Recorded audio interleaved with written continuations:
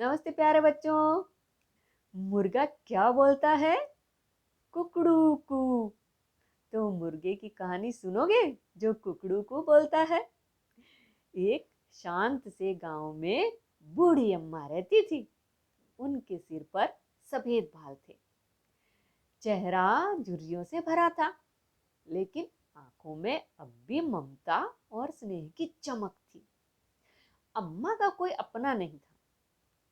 पति बहुत पहले गुजर चुके थे और बच्चे शहर चले गए थे।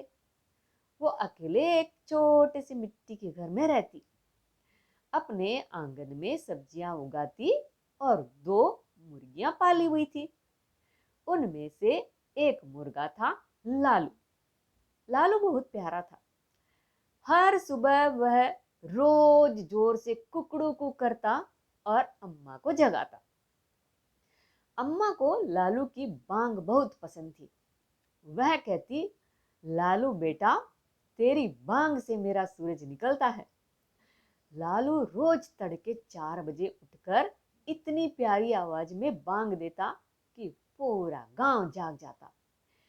पर गांव के कुछ लोग नाराज होने लगे। वे कहते, इतनी सुबह कौन उठता है? ये मुर्गा तो नींद खराब कर देता है। एक दिन पड़ोसी हरीराम गुस्से में बोला, अम्मा, अपने मुर्गे को बांध दो, वरना मैं पंचायत में शिकायत कर दूंगा। अम्मा बोली, बेटा, लालू तो मेरी आंखों की रोशनी है। अगर वो न बोले तो मैं दिन की शुरुआत कैसे करूं? लेकिन अगले दिन हरीराम ने चुपके से लालू को पकड़ लिया और जंगल की तरफ छोड़ आया। बेचारा लालू रास्ता भूल गया। अम्मा ने उसे बहुत ढूंढा, पर वह नहीं मिला।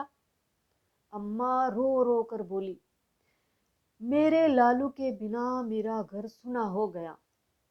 कई दिन बीत गए। गांव में अब सुबह कोई कुकड़ू कू की आवाज नहीं करता था। लोगों को एहसास हुआ कि गांव का सवेरा अब फीका लगता है। एक सुबह अम्मा ने दरवाजे के बाहर किसी की आहट सुनी। देखा तो लालू वापस आ गया था, थका हुआ पर खुश। वह जोर से बोला, कुकड़ू कू। अम्मा ने उसे गोद में उठा लिया। आंखों से आंसू बह निकले, पर चेहरे पर मुस्कान थी। उन्होंने कहा, देखा बेटा, सच्ची आवाज कभी दबती नहीं, वो रास्ता खोज ही लेती है। हरिराम भी पास खड़ा सब सुन रहा था। उसे अपनी गलती का एहसास हुआ।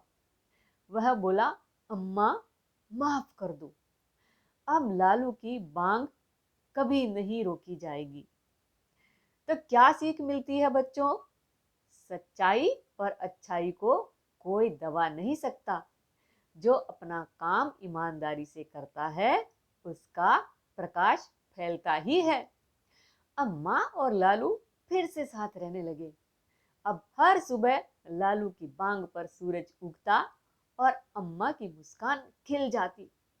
गांव वाले कहते, जहां सच्ची लगन और प्रेम हो, वहां से नई सुबह जरूर निकलती है।